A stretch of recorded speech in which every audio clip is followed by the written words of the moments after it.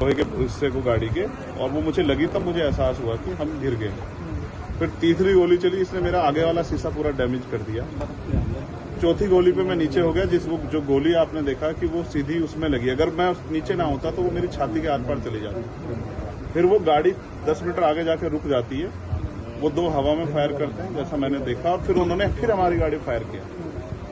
वो गाड़ी के वो फायर जो है गाड़ी के नंबर प्लेट पे लगी। मेरा ये मानना है उनको ऐसा लगा होगा कि हमने जो काम करने आए थे वो कर दिया, अब ये मर गया शायद, जैसा पहले कई घटना में हो। फिर वो शायद सरेंडर करने के मूड में थे, लेकिन जैसे ही मनीष ने गाड़ी को मेरे कहे से यू टर्न लिया, उनको समझ आया कि ये जिंदा है, तब वो वहां से भागे।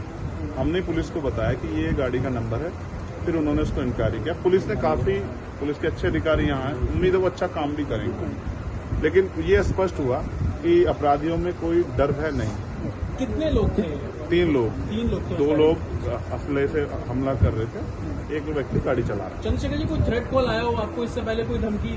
पिछले कई सालों से आ रही है। मैं लगातार पुलिस को इंटीमेट भी करता रहता हूं। मैंने डीजीपी को भी लिखा, गृह मंत्री को भी लिखा, मुख्यमंत्री को भी लिखा, यहाँ के पहले एसएसपी डीएम थे उनको भी लिखा। लेकिन डीएम साहब जो पिछले थे अखिलेश सिंह जी, उन्होंने साफ मना कर दिया कि चीफ मिनिस्टर नहीं चाहते चंद्रशेखर को सुरक्षा दी जाए। मेरे आज भी याद है ये बात, क्योंकि मैंने एलआईयू के अधिकारी द्वारा पूछा कि भाई मैंने आपको बताया फिर क्यों नहीं हो रहा है।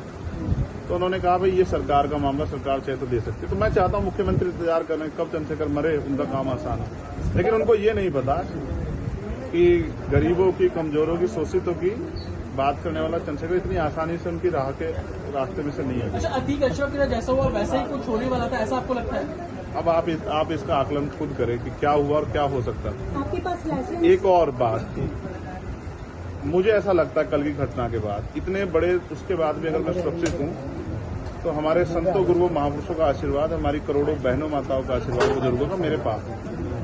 और मैं जो जिम्मेदारी मैं लेके मैदान में आया हूं, बाबा साहब अम्बेडकर, माननीय काशीराम साहब, सदगुरु रविदास जी का जो बेगमपुरा राज का सपना है, मानवता के राज का सपना है, संविधान को लागू कराने का है, इन वर्गों को अधिकार देने का है, जब तक वो पूरा नहीं होगा मैं कहीं जाने वाला नहीं। मीरकपुर में छोड़कर अपराधी भाग जाते हैं, तो उसको कुछ और बता रहे, कुछ तो कहानी कुछ और नया मोड़ देने की कोशिश हो सकता है वो चाहते थे जो गुजरों और दलित समाज में एकता बनी है वो एकता टूट जाए। ये होगा ही नहीं कभी, ठीक है, ये नहीं हो सकता। एक आखिरी सवाल है, अमेठी पंचायत आप लोग कर रहे हैं अपनी मांगों को लेकर? हमारी लीडरशिप ने ये निर्णय लिया है कि जब 24 घंटे में गिरफ्तारी नहीं हुई तो हमें अपने लोगों को भी जवाब देना है। तो इसलिए शायद उन्होंने 3 तारीख का समय रखा है, मैं उसका हिस्सा बनूंगा। अमेठी के अंदर एक फेसबुक वायरल हुई है पोस्ट जिसमें आपको मारने की वो की गई है, क्या कही है उसके अलावा? ठीक है, देखिए लोकतंत्र है, उनके अधिकार है, मारे या छोड़े। मैंने कहा ना, मैं पहला थोड़ा ही हूँ जो मारा जा रहा हूँ या जिसको मारने का प्रयास किया। मुझसे पहले बहुत मरे हैं, लेकिन उनको कोई जान नहीं रहा था। मुझे लोग जानते हैं तो मेरी बात आगे बढ़ती, लेकिन मैं अपने लोगों को मरने नहीं दूंगा। ये भी मैं उनको संदेश देना चाहता हूँ। घटना होने के बाद ये पोस्ट किया है अमेठी क्षेत्रीय महासभा से कि इस बार तो बच गया, अगली बार नहीं बचेगा। देखो, मैं गोली से डरता नहीं, मैं गोली से, बंदूकों से नहीं डरता हूँ। मैं संवैधानिक रास्ते से चलता हूँ, संविधान को मानता हूँ। गोली चलाने वालों को भी कहना चाहता हूँ कुदरत उनको सद्बुद्धि दे, गलत जगह पंगा ले रहे हैं। मैं झगड़ा नहीं चाहता, मैं अपने लोगों को भी कह रहा हूँ कल से शांति बना रखो और संविधान के रास्ते चलो। वो हमें डिस्टर्ब करना चाहते हैं कि जो हम राजनीतिक ताकत हमारी बन रही हो कमजोर हो जाए, हम दूसरी दिशा चले जाएं। लेकिन ये भी एक अटूट सत्य है कि हम संविधान के जरिए जवाब देना जानते हैं, और किसी को गलतफहमी हो तो वो गलतफहमी सुधारने का समय वो क्यों कर रहे थे, वो पाला खींच ले। मुझे ही तो मारना है ना, वो बता दे मैं चला जाऊंगा मरने में, अगर मेरे लोगों के साथ तो खेलना खेले। मैं तैयार हूं, अगर मेरे मरने से हमारा आंदोलन आगे बढ़ता, हमारे लोग खड़े हो, तो मुझे कोई दिक्कत नहीं है। लेकिन उनको ये समझना चाहिए कि ये आज लोकतंत्र है। गोली की भाषा से एक चंद्रशेखर मरेगा तो क्या हो जाएगा, हजारों चंद्रशेखर पैदा हो जाएंगे। ये समाज, बहुजन समाज तो उपजाऊ समाज है, एक मरेगा 1000 पैदा हो, कितने चंद्रशेखर मारोगे?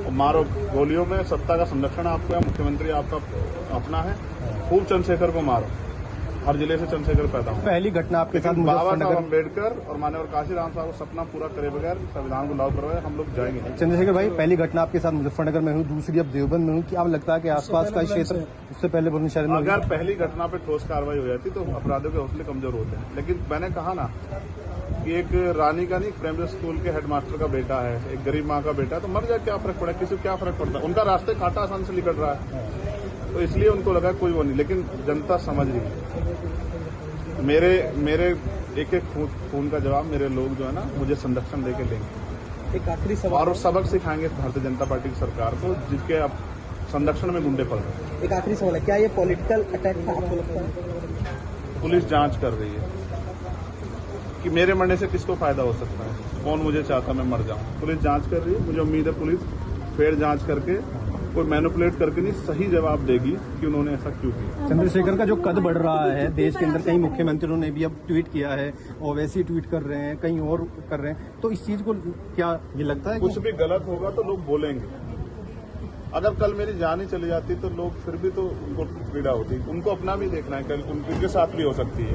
ये लाइन ही विचारधारा ही गलत है कि गोली से वो करो, और ये बीजेपी की भाषा है, गोली मारो सालों को, ये वही उसी वो उपजाऊ हो रही है। देखिए बहन जी से मेरी कोई नाराजगी नहीं, मैंने उनको हमेशा बड़ा माना, वो मुझे छोटा नहीं मानती अपने परिवार का। उनको ये घटना छोटी लगी, शायद अगर मैं मर भी जाता शायद उनको इसमें कोई शायद बुरा नहीं लगता, मुझे उनसे कोई दुख नहीं। मेरे लोग मेरे साथ हैं, ये बहुत, और वो समझ रहे हैं कि जो उनके लिए मरने को तैयार है, जिसकी जो जान पे जिसकी बनाई है वो हमारा अपना है। मेरे लोग मेरे साथ खड़े होंगे, मैं इस लड़ाई को लड़ता हूं। लगभग सभी दलों के लोग आपसे मिलने आए हैं, कैसा देखते हैं, क्या नहीं मैं उनका धन्यवाद भाजपा के भी नहीं, विधायक आए मैं हैं। कह रहा हूँ बस सबका धन्यवाद करता हूं।